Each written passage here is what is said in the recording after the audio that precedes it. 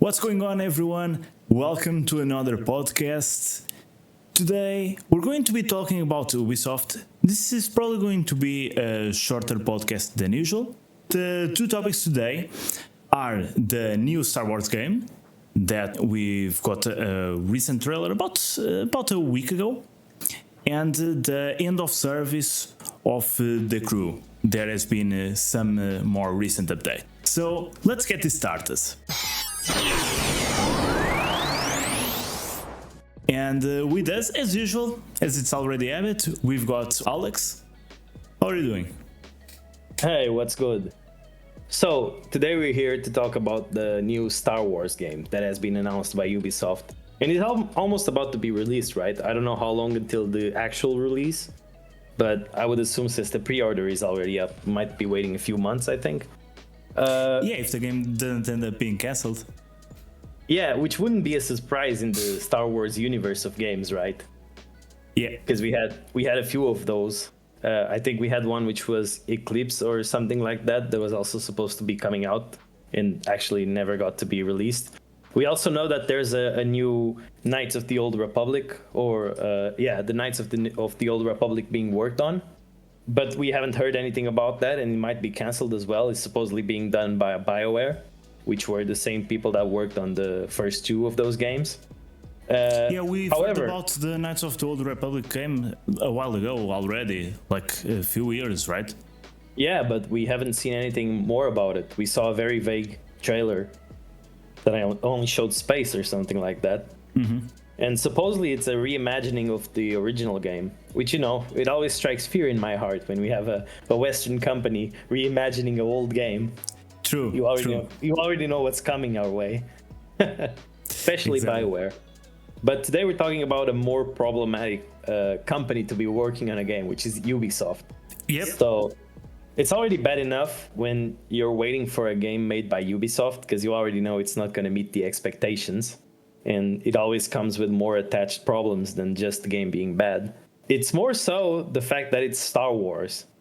Because we already had a lot of streaks, and we talked about this in the other episodes. We had a lot of situations where the Star Wars made by Disney movies and series weren't the best of things.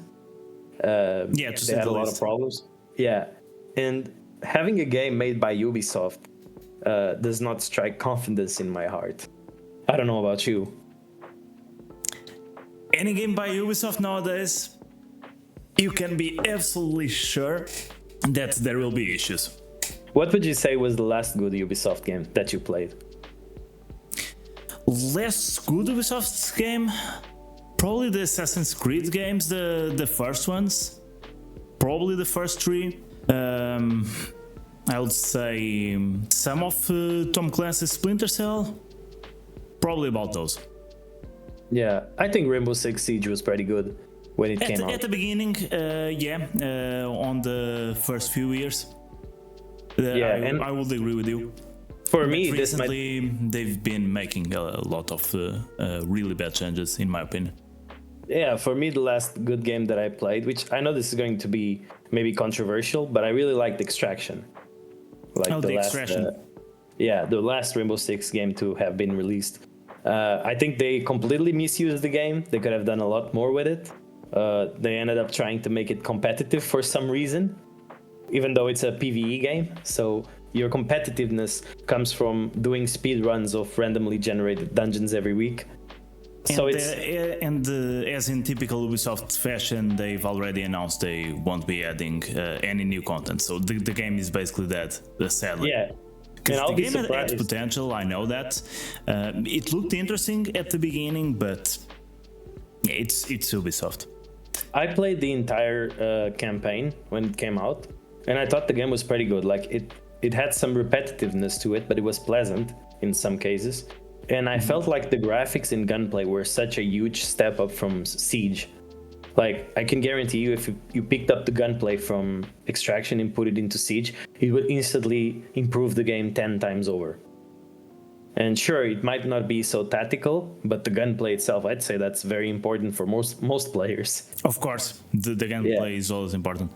And again, the graphics too. I'm not even a very big graphics person. I don't usually care for graphics, But I can tell you, those models and the reflections of light and so on of the new engine, it was amazing. I just hope that one day they do the same with Siege. Maybe it'll become a good game again. Maybe when they do Siege 2, if there is a Siege 2. I mean, I wouldn't be surprised with things like Overwatch 2 and Smite 2 coming out, which are essentially just the first game with a 2 in front of it. I mean, maybe that's a good thing. I don't know. I wouldn't be surprised, but again, it's Ubisoft. If it wasn't Ubisoft, yeah, I would say that a Siege 2, and as controversial as this might sound, a game with no one-shot, headshot mechanics. But that's a topic for another day. Exactly. So today we're here to talk about Star Wars Outlaws specifically. And, you know, being Ubisoft, it starts badly from the start. And it doesn't help that the things that they've shown so far for the game are not so pleasant. So we have the trailer, which, you know, people have had mostly negative feelings about it. We've had situations like, for example, the store that we'll be talking about, the pre-order bonuses and so on. And it became even worse today. And we'll talk about why. Because it's something that... We've got a big update.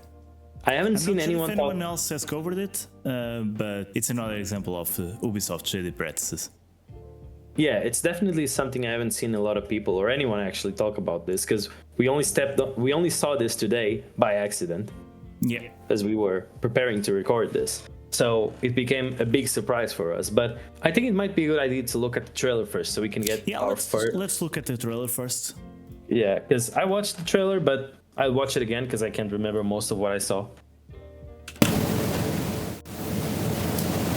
So let's put this on. Let me just reduce the volume a little bit. Each of you represents some of the most powerful criminal organizations in the galaxy.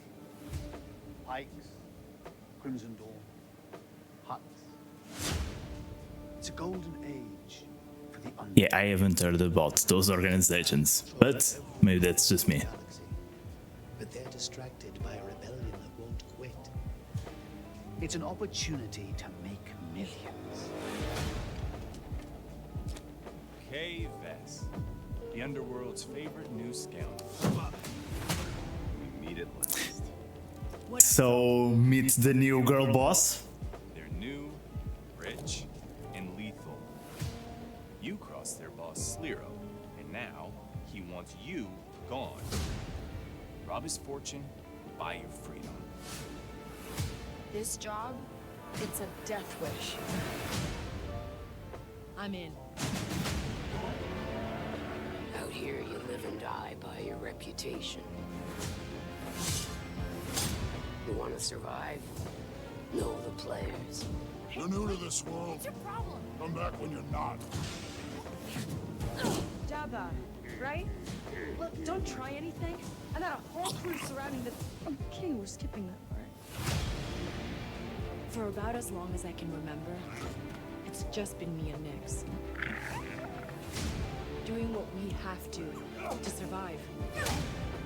This job is my one shot at freedom. But if we're gonna pull this off, we need the right crew. And the right ship.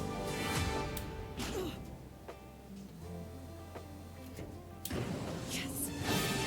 Don't worry, she'll learn to fly that ship in no time. I hire you because you are one of the best hunters in the Outer Rim. She's more connected than you let on, Slero.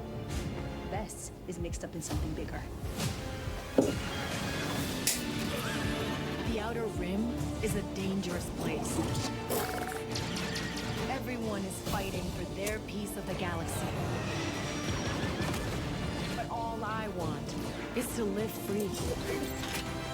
So I'm gonna risk it all. Hold on, Nick! Yeah, this barely looks like Star Wars. Star Wars Outlaws, pre-order available now.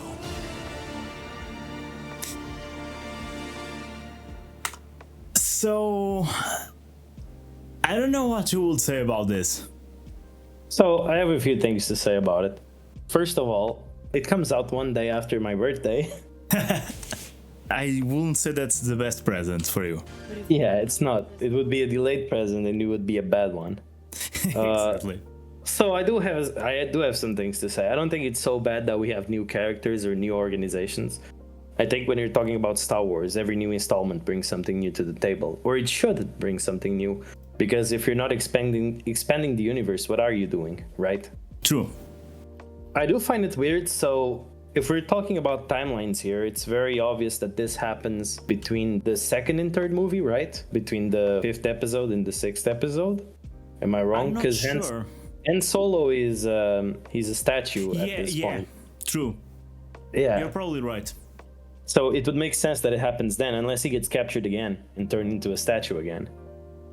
Which I wouldn't put behind the writers of this, but you know, it is what it is. It's not possible. We see space samurais, which is weird, right? Right. I might be missing something. I don't remember space samurais even in the extended universe, but you know, there are a lot of Asian themed things in Star Wars, so I also wouldn't put that behind them. We see Jabba, which seems more like a fan service being put in there. Yeah. And so and the it attitude might connect to bit between the 5th and the 6th. Exactly. And it seems kind of weird to me that the main character, which I'm going to be honest, I saw this trailer 3 times now, and I still don't know her name. Like it goes by so fast. It's Kate something, I think. Might be wrong on this. Something like that, probably. Yeah, it's a very easy to miss name, and she's very sassy at everyone. It seems like she's just taking everything. K-Vest, that's it. Yeah, it seems like she's being very. How do you say? She's being very girl boss. I wouldn't say girl boss. I don't think that's the vibe that they were going for necessarily. Well, obviously she kicks everyone's ass. That's basically the only thing that I know about her. Yeah, but I mean, she's trying to get free. Yeah, but she's not exactly fighting like Jedis or anything like that, or Sith. She isn't. So obviously, like the power levels are understandable. I don't think it's the end of the world. However, you can see that the way she talks reminds me a lot of the main character from Forspoken. It seems like they're doing a very, I don't know if you'd call it like Marvel-like kind of writing, where you do have, you know, the characters are sassy and everything is supposed to be kind of laid back and funny, even though she's being held at gunpoint in front of Jabba the Hutt, which is like supposed to be one of the biggest crime lords in the galaxy.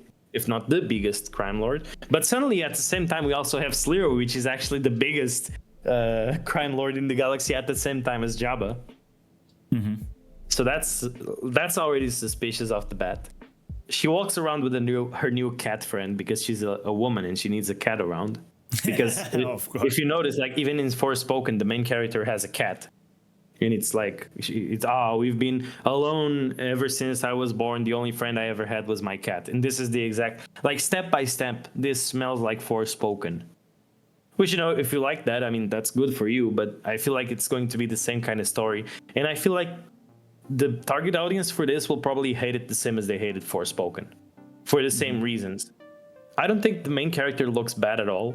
Like her hair is a little bit weird. Speaking about hate, and I know that part of that is because it's Ubisoft and other topics that we'll cover in a while, but you can see the like to dislike ratio. Yeah, even though this tells a lot.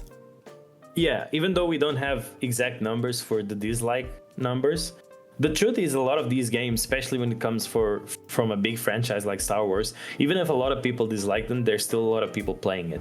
So let me give you an example. Star Wars Battlefront was pretty mid. It was a pretty mid game. It wasn't anything new. I'm not talking about the original ones. I'm talking about the first one from EA. Right. It was a pretty mid game. I don't think they did anything necessarily new or amazing. I think the original ones might have been from EA as well. But I'm talking specifically about the new ones. And people bought it just because it was Star Wars, even though everyone recognized it was a pretty mediocre game. And as soon as the second one came out, everyone went and bought the game again. Even though there was a lot of hate around it, there were a lot of people playing that game.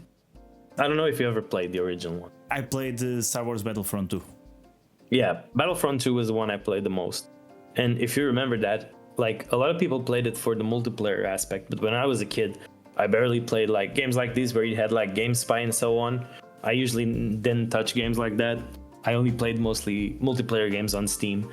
So I had Battlefront for the PC, And what I did the most was I played the single player game in Galactic Conquest mode or Galactic Campaign, which basically gives you a bunch of choices to where you want to go in. Your objective is to capture every outpost in the galaxy and destroy the enemy ships that are spread around the galaxy.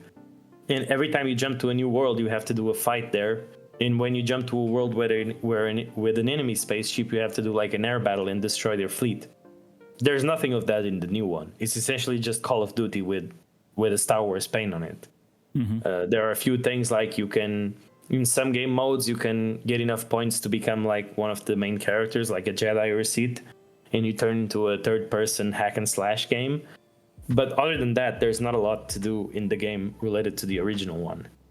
And I think that was a very big letdown for me. So I don't think I even played. I think I played like a free weekend of Battlefront 2, but I didn't buy the game. And I'm surprised that even with all the hate the game had, it did sell relatively well, as far as I know. Maybe not as well as they would expect, because eventually EA was removed, like the Star Wars license. So it could have done better, I would assume. And it would have been better if they kept the Star Wars license compared to who got it. Do you think so? I don't think so at all, because EA wasn't doing anything new with the games.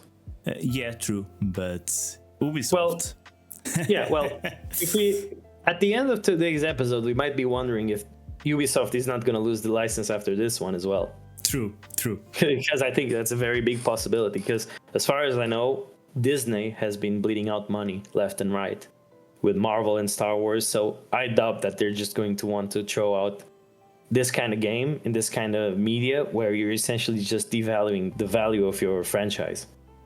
You're devaluing Star Wars with things like this. Every time something like this comes out, every time a bad game or a bad TV show comes out from Star Wars, I just lose interest more and more on the franchise. I just don't care anymore. Because there are a lot of more. Yeah, there are a lot more franchises. This game doesn't feel that much Star Wars to me from what I've seen from the trailer. Why would you say that? It looks like a mix of things. Like what? It might be kind of hard to explain this, but it has some elements of Star Wars, like the most obvious elements. And then there's a few parts of the trailer that kind of reminds me of art. Most of the trailer reminds me of a generic bounty hunting game.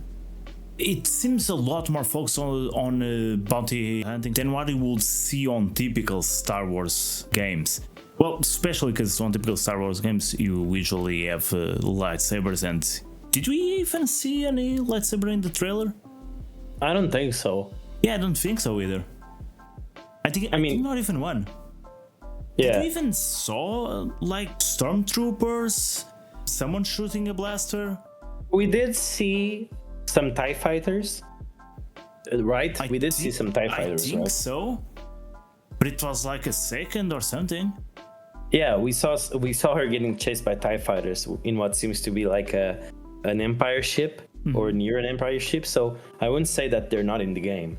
And you can even see on the any force powers. This is why I'm saying the game doesn't feel Star Wars to me. Look, like you have like the most common things there, like the typical Star Wars creatures. You have some typical gadgets. You have TIE fighters, and other than that, you barely have anything. Did you ever play with any other name? And I would probably wouldn't even notice the difference. Did you ever play Dark Forces? Dark Forces, no. I'm not trying to be like a devil's advocate or anything. Right. But I'm trying to make this relatively fair if I can. If you search up on Steam, Dark Forces, they just released a remaster version on Steam. So this is basically a Doom clone. It's like, how would you say, like a boomer shooter. And you're just about... It's pretty old, or is it just the art style? No, it is pretty old. It is from, I think, 95 maybe. It was one of the first Star Wars games that actually had this kind of presentation that looked this good, where you were a bounty hunter. As far as I remember, I played this game when I was really young, so I might be wrong on this, but as far as I remember, you didn't have any force powers. You were just a bounty hunter as well. And you were hired to infiltrate the Empire.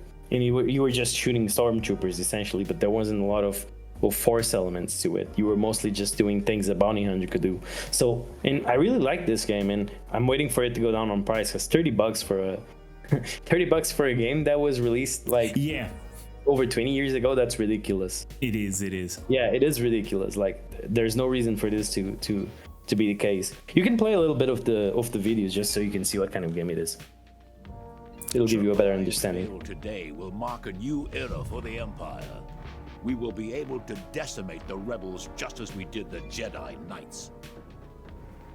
The Emperor will be most pleased. Continue with your project.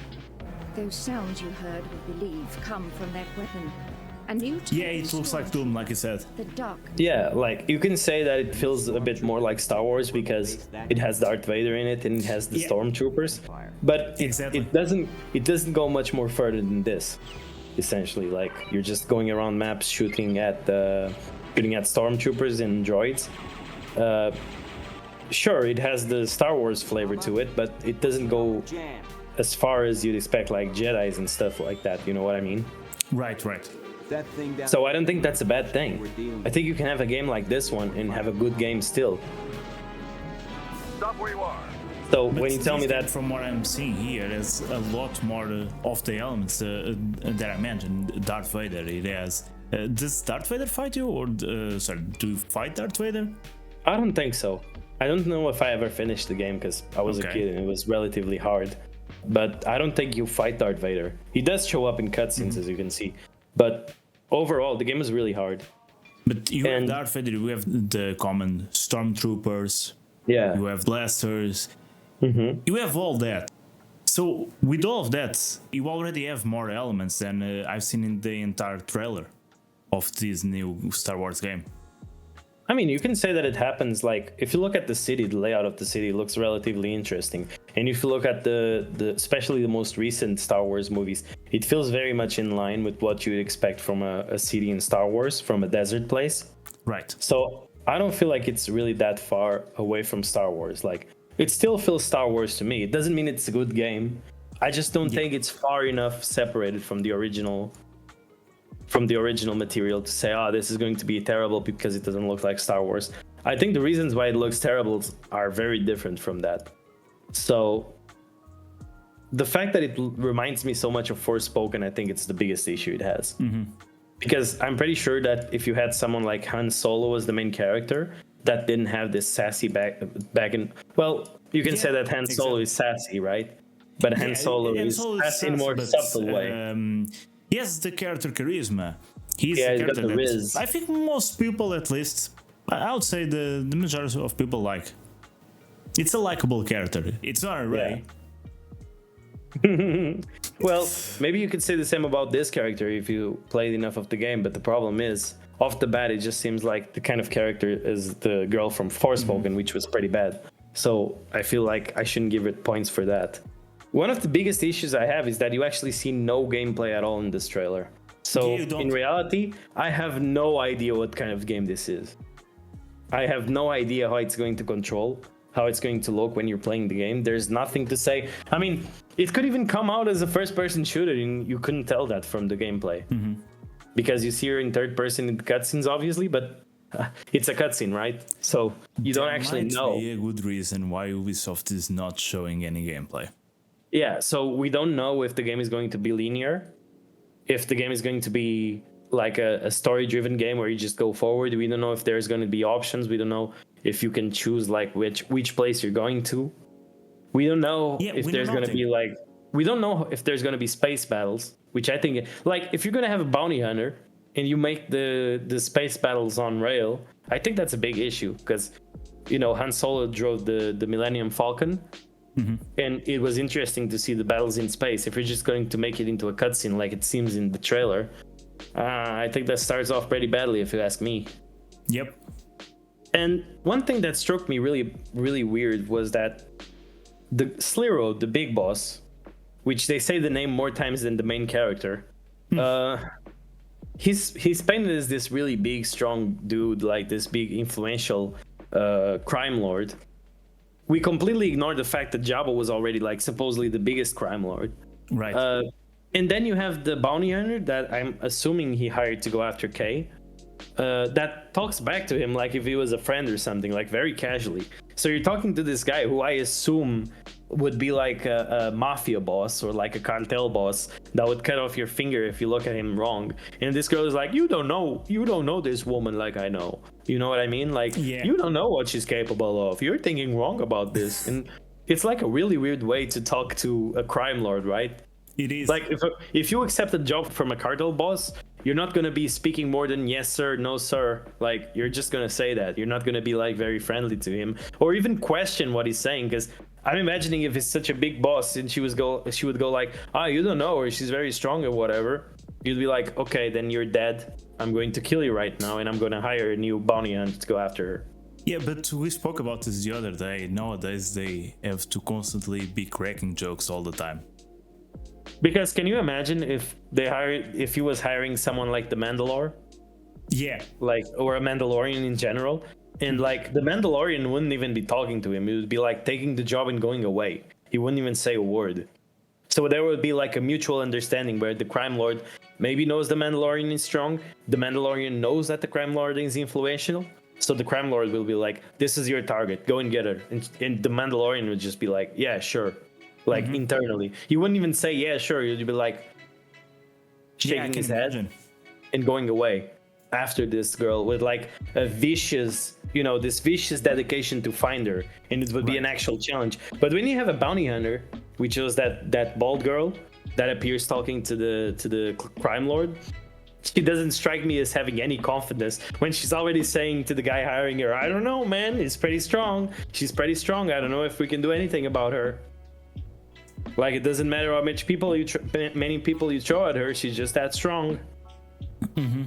But then when you see her fight, she only has like a tiny blaster. Like, even Han Solo couldn't do that. Like, just soloing everyone with a blaster and going into like a crime lord. And like, the reality of it is that... But hey, she's pretty strong. As soon as you see her character, she's slamming a guy's face on the table. Yeah, you know what would be like the cherry on top? What? If near the end of the game she just finds out she has force powers. Oh my god, don't give them ideas. Dude, but how much do you want to bet that that's a thing that happened? Yeah, probably. And she's going to start calling herself Skywalker too, probably. I don't know, man. Yeah, maybe she just decides there's a Skywalker in all of us. What is her name again? Because I forgot already. Kay Vess, I think. Kay Vess, I think. Yeah. So... meet your future Kay Skywalker. You'll just reach the end of the game and she will be like, maybe there's a real... No, wait. Kay Vesswalker. Yeah, maybe when you reach the end of the game, she'll be like, maybe the true Skywalker were the friends we lost along the way. And she's going to find out that she always had this lightsaber on her family that was passed through multiple generations. Dude, you'll just find out she's actually the daughter of a Mandalorian. Yeah, but she's still a Skywalker, don't forget that part. Yeah, she's gonna be using force powers and be a Mandalorian at the same time. And like the Nyx character, what's funny about this is that they always throw like a funny side gig character like the Space Cat. I bet they're not even gonna make like anything where they're going to maybe they'll threaten his life and she'll save him. I bet he doesn't even get any consequences of being out there in the middle of the fight, you know what I mean? Yeah, probably not. But like, look, go down. When you look at that image in specific, you see that there's like Empire marks and you see like, you see that there's Empire marks and you can see there's a stormtrooper and you can see there's a drone from the ships. So I mean, I do think it's gonna have Star Wars elements. And you can see some of the spaceships in the back that they used to fight, like the fighters. Like, I don't think it's such a big deal. Like, I don't think that's the issue with this. I think the issue is that they made a character that comes off already unlikable from the trailers. They're not selling her very well. My problem with not having as many elements is to make a good game. If you're taking the most common recipe of Star Wars games, if you're taking that out, what you need to do to compensate all that, to make it a good game, it's a lot harder. And again, this is Ubisoft that we're talking about. So I already don't have many expectations for this game. When you take all of that, I'm already expecting, okay, they don't even have the baselines. the most common pillars to build on top of. They're going to build most of the things from zero. The chances of it failing are higher. I don't know if I'm explaining it well. No, I think I know what you mean. Mm-hmm. I don't know if, obviously as a franchise, it's important to have some fan service, right? Like Right. that's always important. And I don't think throwing Jabba in is like, are people really that excited about Jabba who aren't over 40 years old? Yeah, Like do people of I don't our think age so. do people of our age really care for Jabba? Like he was a funny character in the original games, in the original movie, but he was like a troll. He was supposed to be like a one-off character. Like he shows up, he Right. dies, that's it. Like it's not a very big important character. But the problem with Star Wars characters nowadays is that they're never a one-off. The Are you only sure about character that? that is probably a one-off, surprisingly enough, was Qui-Gon Jinn from the prequels. That Qui-Gon is Jinn. basically Well, the only that's- example, because that's not true. That's not true Yeah, at all. sorry. There's the example, for example, of the Rogue One movie where everyone is a one-off. Okay, right. The Rogue Because One. everyone, True. spoilers, everyone dies at the end. Yeah, they couldn't do. I mean, Look, people they criticize could have Rogue brought One. them back still. People but criticize Rogue One, but it's actually the movie I most like from the recent ones. Yeah, I it really wasn't like Rogue bad. One. I really It like wasn't Rogue bad. One. It was actually pretty cool. And they wanted to make a strong female character, and they did a strong, believable female character. Mm-hmm. And I think the reason why that is that she plays off with her male partner very well. They Exactly, complement each exactly. other. He's not perfect, she's not perfect, but together they do what they have to do. And they're willing to sacrifice their lives for the betterment of the galaxy. Right. Right? When I think So- about Rogue One and I think about the characters, it's not like when you think about the Disney Star Wars sequels, where you think about Rey, and that's it. Yeah. With Rogue One, I think about both of the characters. That's kind of the difference. Yeah, you're definitely right. But like, for example, people think that you need to make like a really strong character to be a strong female character. But when you look, for example, at Knights of the Old Republic 2, one of the favorite fan characters from that series is Kreia, which is a female Jedi at first. She's very, how do I say, she's very gray when it comes to like subjective matters. When it comes to morality and such, she's very gray on every topic. And people like her not because she's super strong, even though she is, but because she has actual charisma and she has an actual reason for being as she is. And she has like a very specific mindset, which is very hard to, it even breaks the fourth wall to some level, you know what I mean? Yeah. And it becomes really hard when you make a character that's supposed to be a strong female character, and the only traits she has is that she suffered a lot in life, but she's very strong anyway and very positive about everything.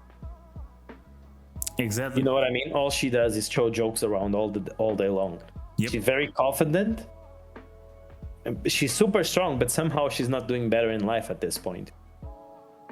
In the You know what I past, the super cocky characters like that would end up getting punched in the story, and they Yeah. would learn from their mistakes. Nowadays, they're protagonists. Yeah, or usually they grow out of it. Yeah, or usually they grow out of it. Yeah, but that's not the case with the new characters. Like they just stay cocky from start to end, and usually they just get saved by some weird Deus Ex Machina, where something weird happens at the end. They become like like most of the times. I'll just throw it out here. She's going to fail at something in the game, and it just becomes an issue of her confidence. Something happens, and suddenly her confidence gets a boost, and she becomes super strong again. Yeah. It's like, oh, I can't do this, and someone's like, no, you are a strong, independent woman. You can do this, and she's like, Exactly. oh yeah, you're right. I forgot about that for like 5 minutes. 'Cause that's what's been happening all the time. And that's when she awakens the Force powers. Yeah, and look, I can be wrong about this, and I will tell you something. I would faster play a game like Star Wars Outlaw than any of the games that were released by EA. However, there are more issues with Outlaws that will make me not want to play it, as we'll see soon. That go just beyond the trailer, because again, one thing is the trailer, another thing is when the actual gameplay comes out and we see what kind of game it is. Because, you know, if the game is good enough, maybe even her being kind of sassy and kind of unlikable may grow on me. But there are bigger issues than that, which is the price of the different editions of the game. Yeah, so for a bit of context, we were about to record this 2 days ago, and Alex sent me the links to get things ready for the video as usual. And I checked the page. The page is as usual. I've already seen Asmongold talking about this. Now, today, when I go to record the video, I notice something is missing. And that something here is the description, which is missing on every edition. So basically, the only thing that changes with each edition is the name: Standard, Gold, and Ultimate. And as you can see here, I have one of Asmongold's clips talking about this. Thought that was good. Let's get down to the different editions. Let me so they're adding put this full screen. Play this game 3 days. So as you can see here, you have the description on each one. You have the base game and the Castle Runner bonus pack. The Java's Gambit exclusive. And explicit descriptions for every one of these topics. Exactly. And the funniest thing is, we didn't take a screenshot back then because we weren't expecting this to change and be even worse. We even went to the Wayback Machine, but there are no screenshots of this, unfortunately. So we do have to go by Asmongold's video. But the truth is, we used to have all this information about which edition brings what and a big explanation of what they were. And I'm assuming, and I might be wrong, this might be just a temporary glitch or something, but I wouldn't put it behind Ubisoft, that they got so much backlash that they decided to just hide the bonus from each edition. Yeah, I bet that was what happened. But the issue I'm not is... imagining any glitch that will justify this. Yeah, but for me, the biggest issue is that if you go back into the website, if you press on like pre-order the Ultimate Edition, it opens up this small separator, which gives you like a small description that you can play 3 days earlier. It doesn't tell you anything else about what kind of bonus do you get from it. But even the Gold Edition has the same description. Even the standard one. Even the standard edition, has exactly. Yeah. Well, I guess it does say that it does say 3 days earlier with Ubisoft Premium, Gold or Ultimate Edition. But I mean, that's very shady because you're putting that description on the Standard Edition. I think most people are just going to read play up to 3 days earlier, and you're just going to assume, oh, if I buy this, I'll get the 3 days earlier version. Why would you put that on the Standard Edition? Yeah. If you go into the Ultimate Edition on the right, and if you go down on the website, and if you press add to cart, it'll show up. Yeah, it'll show you this, which tells you that there's the Ultimate Edition and the pre-purchase bonus. It doesn't tell you anything about what the Ultimate Edition has. And if you press on the pre-purchase bonus, it just sends you back to the same page we were looking at. Yeah, it will go back to the same. It goes back to here. Yeah. Yeah, it goes back to the same page. And if you go down a bit, it does tell you that there are pre-order bonus, but it's so like the description of what you get are so subjective. It's so weird to understand what it actually is.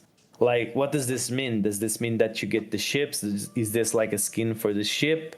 Do you not get the ship in the main game, even though it shows up in the trailers? Like, what does this mean? We have no idea what anything is anymore. Because we have no idea, and considering that you can't find the info in any part of the site, I'm going to bet that they simply deleted it because of the backlash.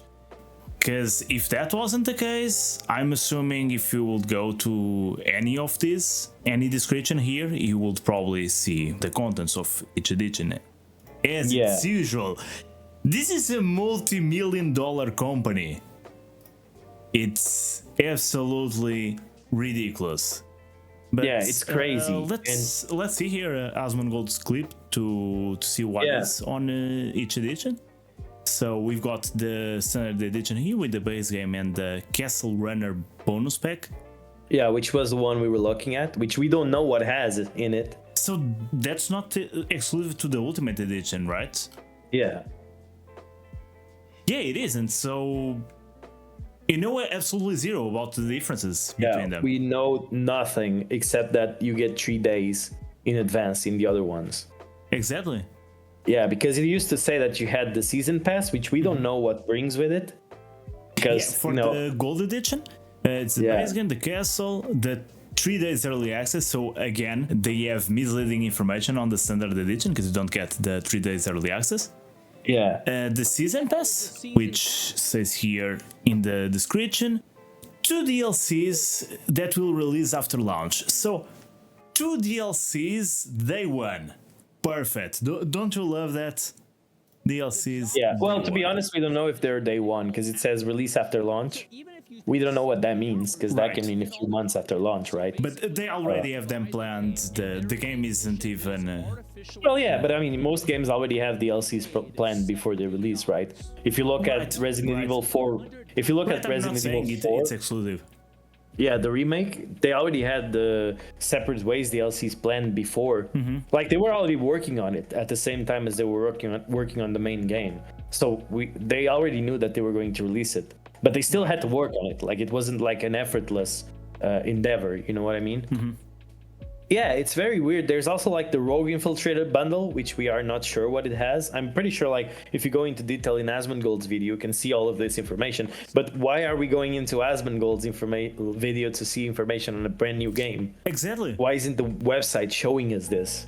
You got the Sabak Shark bundle, which we also don't know, and we got the digital artbook, which we can assume what that is. Yeah. Right. But it says that it doesn't say that on any place. When you look at when you actually look at the website, it doesn't tell you anything about a digital art as far as I know. Maybe it does, but it's so hidden that it's really hard to figure this out for a person that's just trying to buy the game right now. Yeah, they completely deleted it. Yeah, but here's something. The second thing is the differences in price are crazy. So we have the standard edition starting at 70 euros. 70 euros for what I've seen so far from the trailer, where we have no gameplay available. Yeah, no. Just starting from that, I won't pay 70 euros.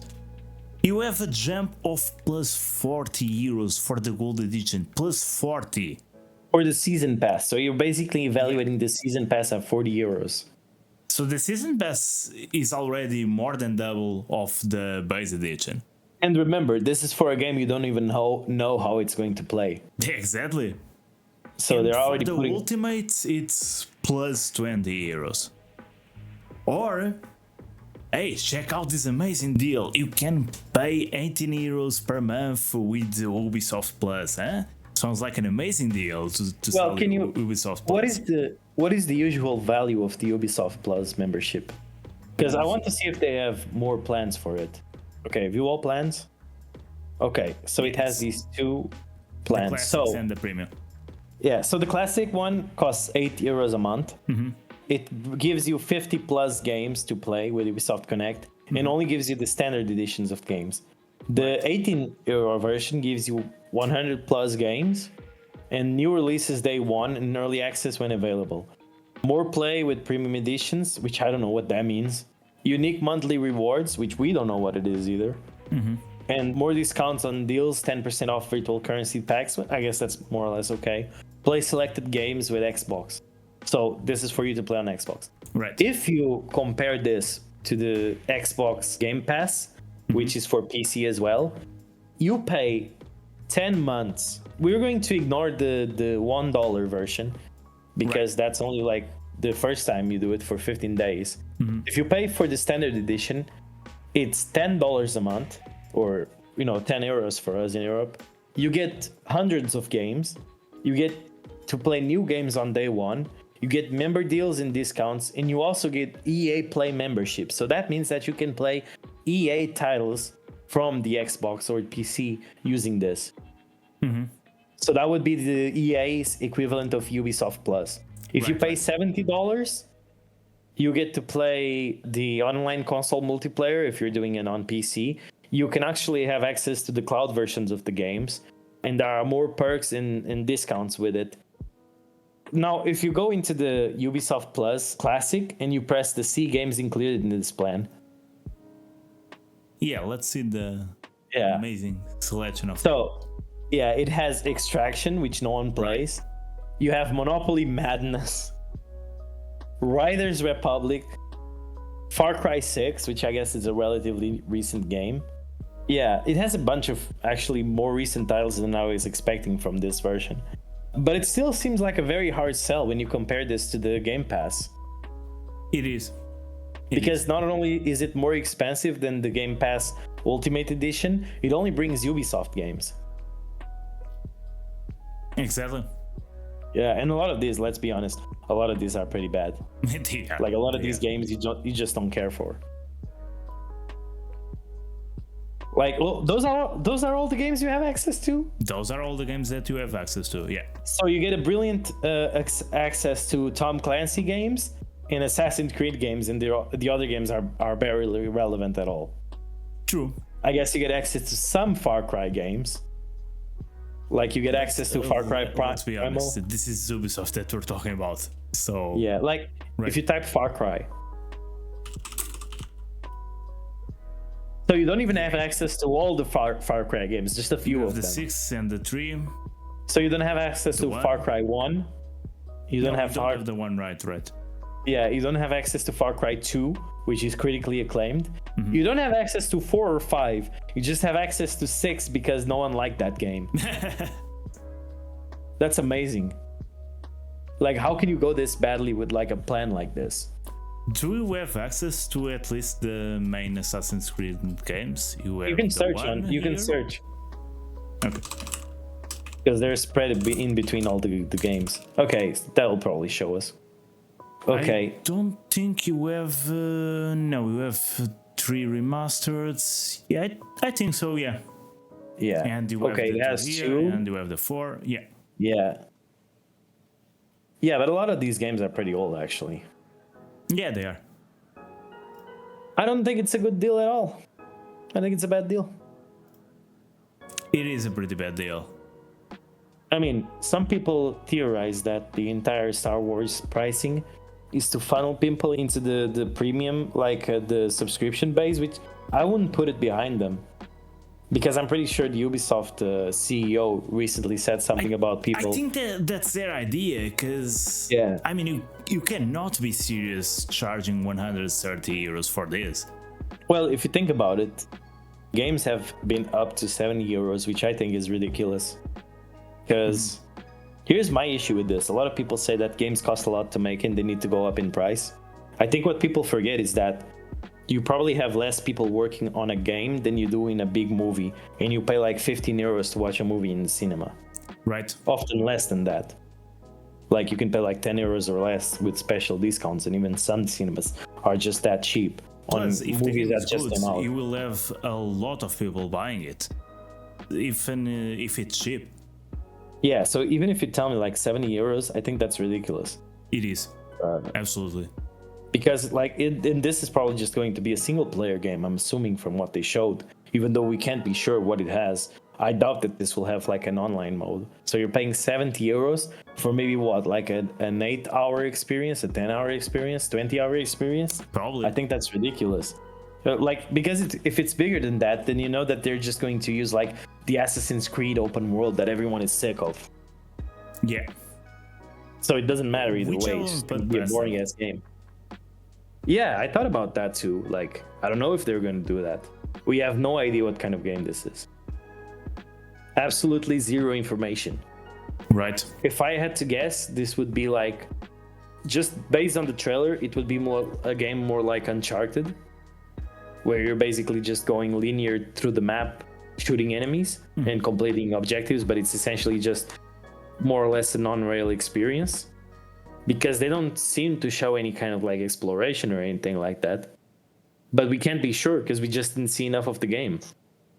Like, even when they show you that you have... Yeah, looking at this image, I would assume that this is already part of the gameplay. But I can't be sure. Yeah, but even so, like, still images don't actually show you anything. They don't, like, they don't. You don't know what this means. Does that mean, like, for example, if you go down, you see that you're riding a third-person shooter, I would say. It's probably going to be a third-person shooter. But if you look, like, for example, at this image, what does this mean? Does this mean that you can ride the bike along, like, as you wish? Or is it just going to be like a segment where you just use it to get to the next? It's probably just the river. Yeah, you just get to the next scene, you know what I mean? Right. Yeah, we have no information on this game, besides that the pricing sucks and the main character sucks. And besides that, they're hiding the info. Ubisoft is extremely shady. They're definitely mishandling all the games they have in their portfolio. Like, I think one of the biggest victims of this has been Rainbow Six in general. Like, the Rainbow Six series as a whole, I think they've been going downhill. They just focus on the multiplayer and they haven't been working on any story-driven game from the what Rainbow is happening Six right series. now with Rainbow Six, it's really weird. It feels like there's not enough people working on the game anymore. And the game has one of the highest player counts right now, thanks to the new season. And where are the people working on it? On the previous season, so they have 3 months to work on a new season. And each season, they're bringing less and less content. This year, we're only going to get 2 operators. We used to get 8 operators per year at the beginning, 2 per season. That's true. Then a few years ago, it's changed to 1 per each season. And this year, only 2 operators and 2 reworks. But the previous season to this, they had 3 months to work on the new season. We got to the day that it was planned to release. And on the same day, on the same hour they were going to release it, they posted, yeah, we're having server issues, we're going to have to delay this 1 week. Yeah, I mean, that's not the worst thing ever, to delay 1 week, I'd say. The game came out with server issues. The season came out with server issues after that week. Well, that's just amazing. For absolutely nothing. How many people are playing Rainbow Six Siege? Like, if you search it up. I don't know, because you also have the game on Steam, right? Yeah, right, but I would assume most people play maybe on... It does have a relatively big count of players, like 103,000 just on Steam. But I know a lot of people that only play on Ubisoft platform, on Uplay. Yeah, for example, I play on Uplay. Like, these are pretty good games. If I had to guess, maybe Rainbow Six Siege is single-handedly keeping Ubisoft afloat. Probably. And as you can see, this is the highest player count. But yeah, it's pretty good. Last 30 days... No, technically the highest was March to April, but this was the beginning of the pandemic, so if we don't count that... If you look at the all-time peak, it was 200,000 players. Which was like in the last 30 days, which is pretty good. Exactly. Yeah. It's a new record, so you cannot possibly understand these things happening on a multi-million-dollar company.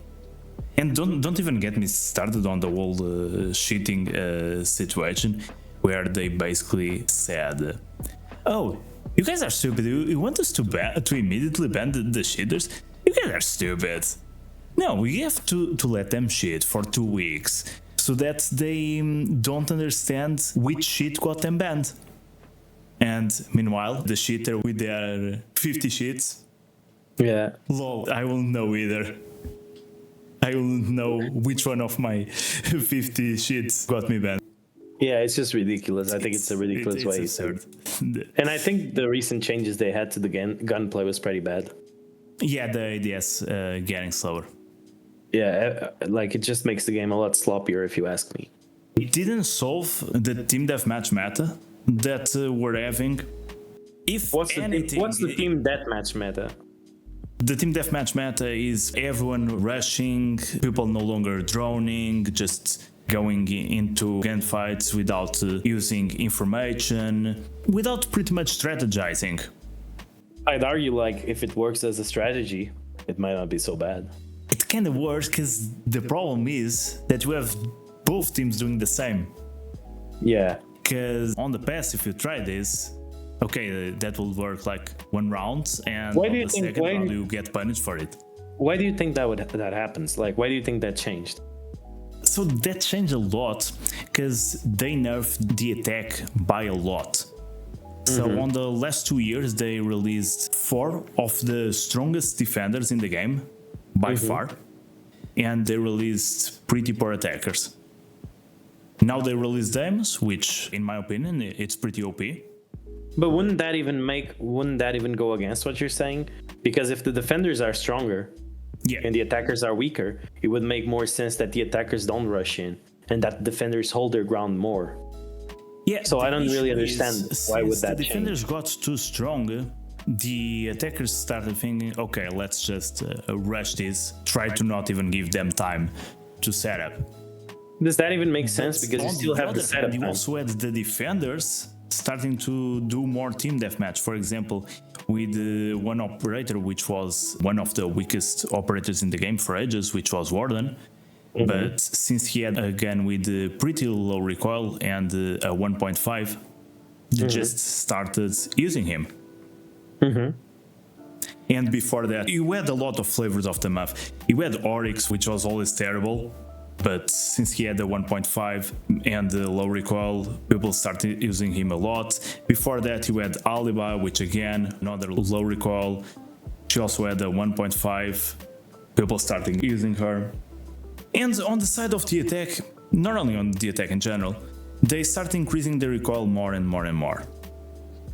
So before the TDM meta, we had the LMG meta where everyone just walked around with an LMG ADS through the whole map because those idiots nerfed so many guns that the only guns that were nerfed were the LMGs that were kind of a meme in the past.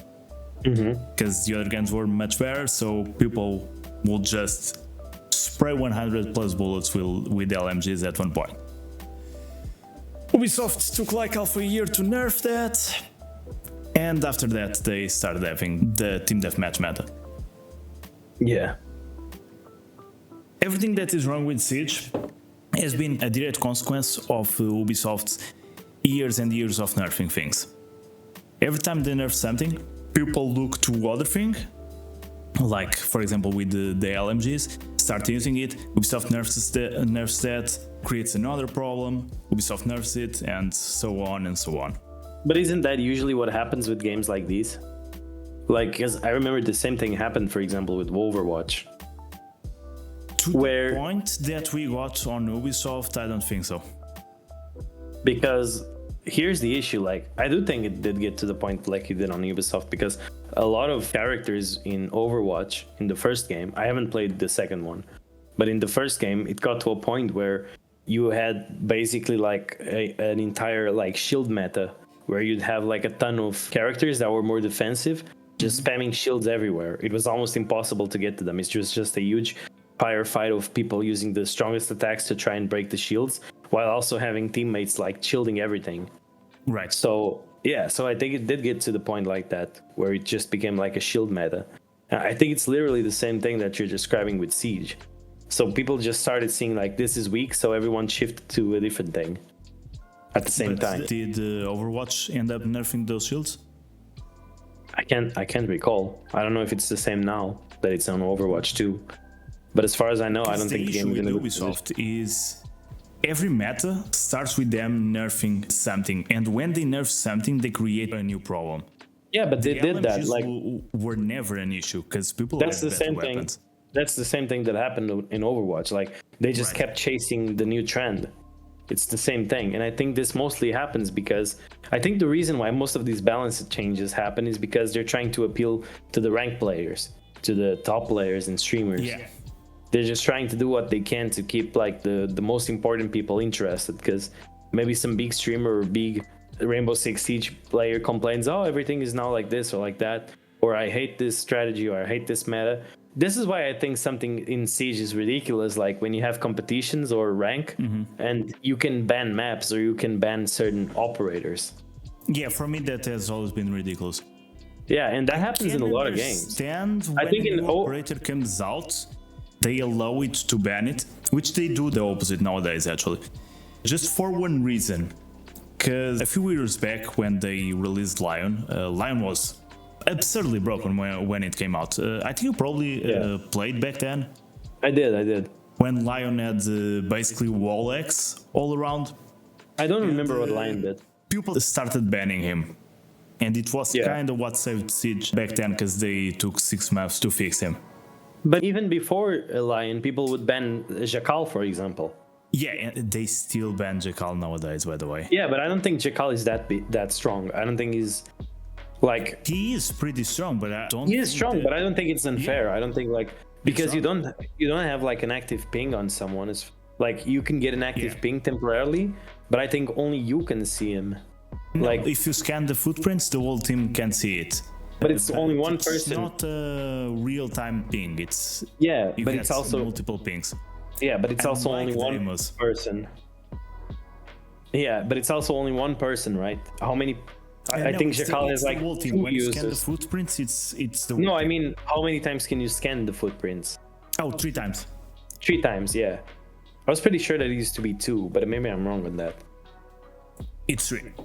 Yeah, but I don't think that's like compared to other operators. I don't think that's the end of the world. Yeah, it's not. So I just feel like they're pushing the issue forward instead of fixing it. And I'm not saying like I think most of the times these issues come from them trying to fix it because more times than not the base game is good. Yeah. I think people just get tired of certain elements, but like how can I say maybe we're wrong about this because the numbers are going up. So people are the numbers apparently are going up. Because a lot of it they have to thank a streamer that got popular in these last 2 years, I think, or even less than that, which was Jinxie, which brought a ton of players to the game. I mean, that's fair, but I still think players wouldn't stick around if the game wasn't any good. You know what I mean? Yeah. Well, they do apparently stick around, but they clearly do because the numbers keep going up. Like, it is what it is. It just goes up and up and up. Like, it has a few ups and downs here and then, but it's never going back to like critical levels. Like, it's still you're never going to get like empty lobbies or anything like that with like numbers in the hundreds of thousands constantly. Right. Because I remember when I started playing, it seems like there were a lot less people playing the game, but nowadays there's a lot more. We used to take like 3 to 5 minutes sometimes to find the game. Yeah, and we often nowadays play. It's a lot less than that. Yeah, when we often play with the same players multiple times in a row. Right. Like we would just see the same players even when we went to matchmaking again. We'd see the same players again on the opposite team. True. I don't know. I mean, again, like that's just what I'm saying. I think like clearly the people don't agree with us because they think the game is good as it is. Even if you say that the streamers bring in people, I don't think people would be playing the game if it wasn't good. I don't see people forcing themselves to play a game over and over again just because their favorite streamer plays it. Well, you can say that these numbers here recently are thanks to the new season dropping. Yeah. Because they were dropping a lot at the end of November. Yeah, but they were relatively I know that stable. A lot of people will disagree with us when it comes to the ADS times getting nerfed. A lot of people said, yeah, that was an important change to make the meta slower. Yeah, but I mean, it just makes so that you always play with ADS on. Exactly. I don't think that's any better. Yeah, I think that just makes the game a little bit worse, just like that. It definitely feels worse. Well, you wanted to talk about the crew as well, right? Yeah. Ubisoft reportedly revoking the crew from owners' libraries following server shutdown. And this message here is the message that will show up if you go to Uplay. You no longer have access to this game. Why not check the store to pursue your adventures? Yeah, give us money. Yeah, pretty much that's the message. Give us more money. Well, to be honest, I'm not a very big fan of the crew as a game. I do think the numbers on Steam, for example, show that barely anyone played this game anymore. Like, if you check it up on Steam. Yeah. I definitely think that a lot of people are blowing this a bit out of proportion. Like, even the crew, too, barely has any players if you look at it. Like, people are clearly not interested in this game in general. Yeah, even if the average players, even if you take into consideration, like, the game used to be popular at some point, it fell off. Even the all-time peak was when it released. Like, the 1,200 people playing it, like, it was when it released on December 14. After that, people barely played it, so it's not really that good of a game, I think. It's not the kind of game that interests me, for example. But I would say this raises some questions about the fact that a lot of these companies are throwing games out with the bathwater. As soon as they see that the games are hitting low levels, you basically become unable to play this game anymore. Even though the crew had a lot of single player content, you can't play this game anymore. You can't play the single player anymore. That's very worrisome for me because I'm a very big fan of old games. Most of the times, you know me, I play a lot of old games over and over again. Like, I still go back and play Super Nintendo titles every now and then. I finish Super Metroid at least once every year. And that's a game from 1995 for the Super Nintendo. And the truth is, a lot of these games are not accessible anymore. If you look back, for example, at the original Resident Evil games, like the ones for PC, they are marked as abandonware, and you can't buy them anywhere. There's not a single place, as far as I know, unless you buy a copy from like Amazon or eBay. I don't think you can even go to a place like Good Old Games and find the original games. I might be wrong on this, but I don't think I am. I think you're right. Yeah, there are no Resident Evil games in GOG. So it becomes really hard to play old games.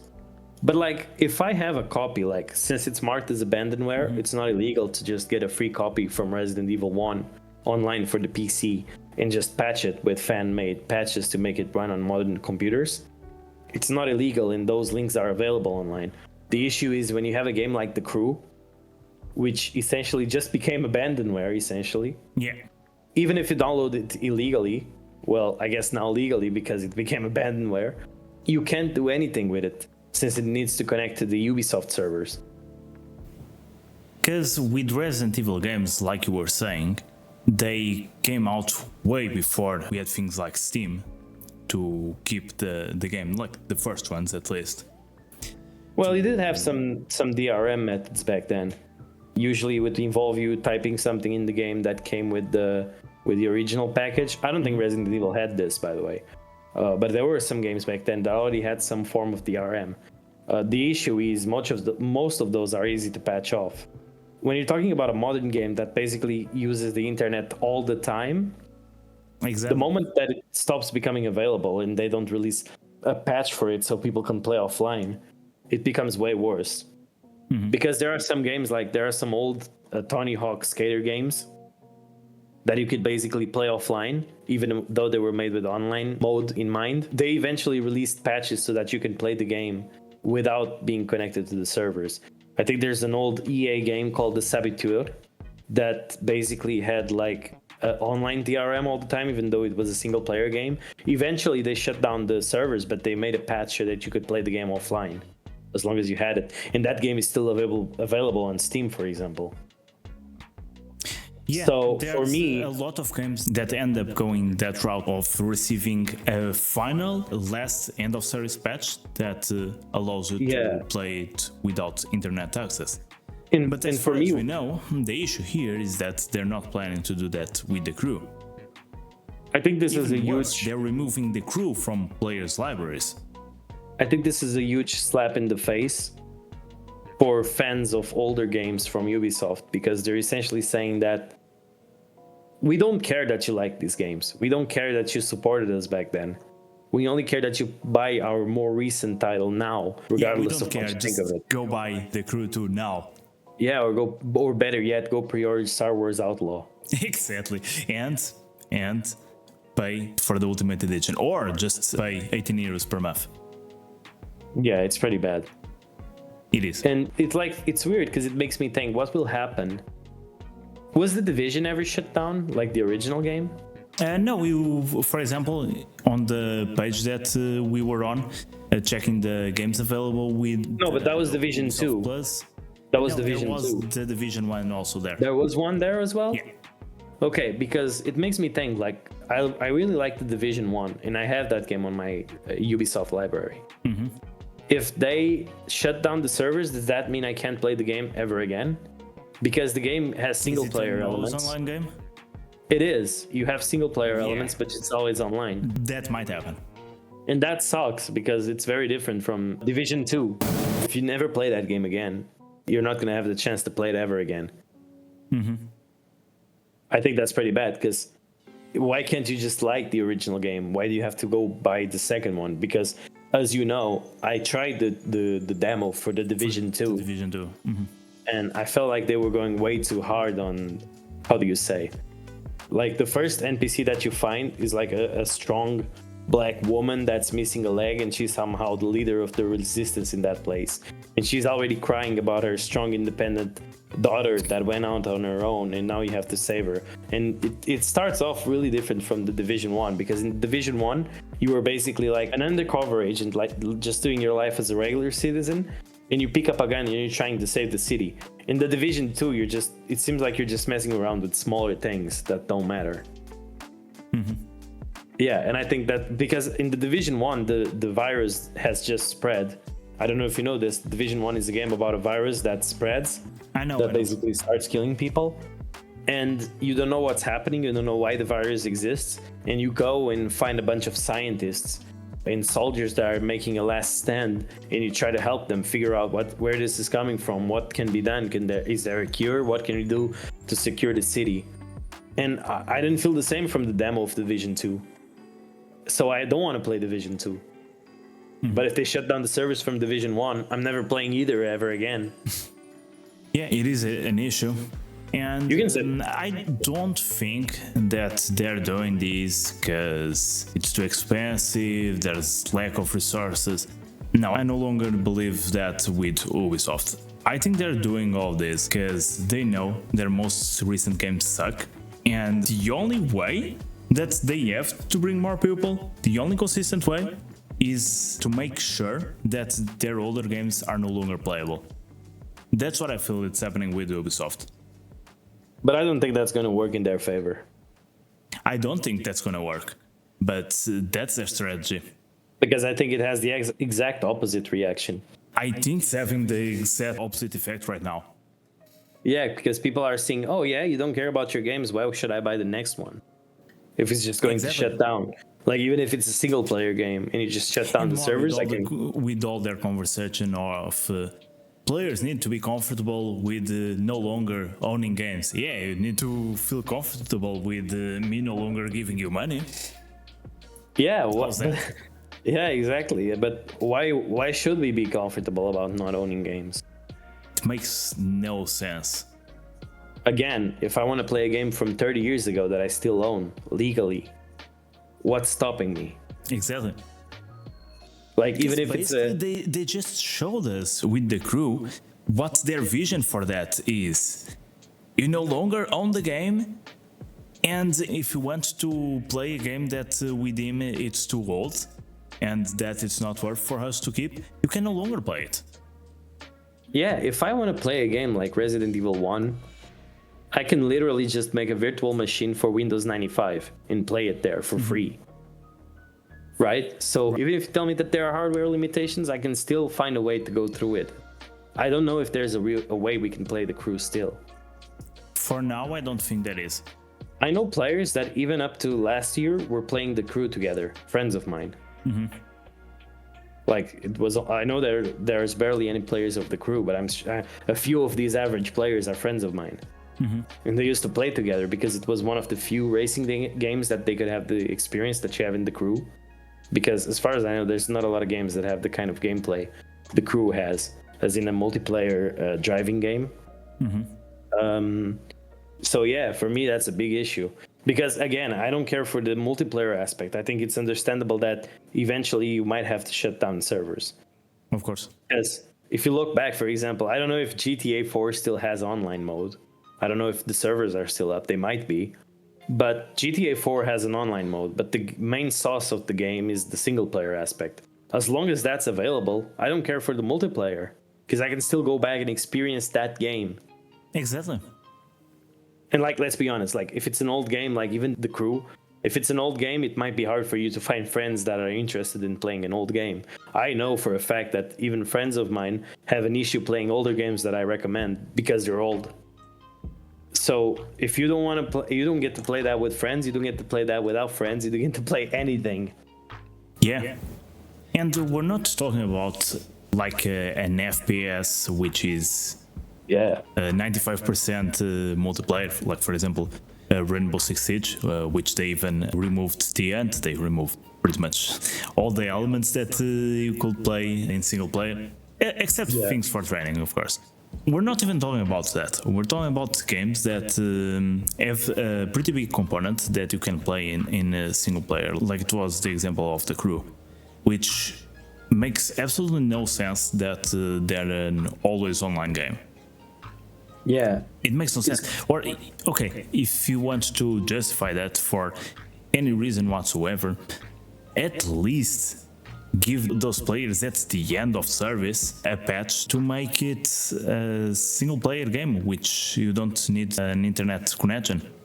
Yeah. The Crew was released in 2014. That makes it 10 years old. That means that in 10 years, it's going to be 20 years old. That's going to be the equivalent of me talking about Super Nintendo games, almost. Right. And the people from there will not be able to play this game because of Ubisoft's greed. I was just looking at my Steam library, and for example, I do have the original Doom games, and I can just boot them up right now and play them. I have the Duke Nukem 3D game that I can just boot right now and play it. I have Elder Scrolls 2 Daggerfall that is from 1996, and I can still play it. So why can't I play a game from 2014 because servers were shut down? What's the reason behind it? In fact, Daggerfall was released for free on Steam. It's still free right now. It's not like a temporary thing. It was released for free by Bethesda. They got no money from this. Absolutely nothing. And they still decided to do it as a way to maybe thank the players, maybe give new players the chance to play back the old games. I think this was only good for them. I don't think they got any backlash from this. You know what I mean? So there's no reason for a game company to just throw off a game just because it doesn't have enough players right now. Because I can assure you, if you went back and you didn't have track of players back then, but if we went back and tracked the number of active players in Daggerfall, I can bet you that from the year 2000 to 2010, you had absolute 0 players playing the game. But eventually interest picked up again because that's how trends work. Eventually someone is going to remember, hey, you remember that driving game, The Crew? It was pretty good. I used to play it when I was a kid. And now it's not available anymore. Too bad I can't even show you the footage of it. Yeah. I think that's pretty sad. Ubisoft is also going to start removing the footage from your computer. Yeah. Yeah, my God. Ridiculous. I got nothing else to say on this topic. Yeah, I think that's all. Thank you, Alice, for having you here. Thank you. And thank you, everyone. I will see you all next time. Peace. Bye-bye.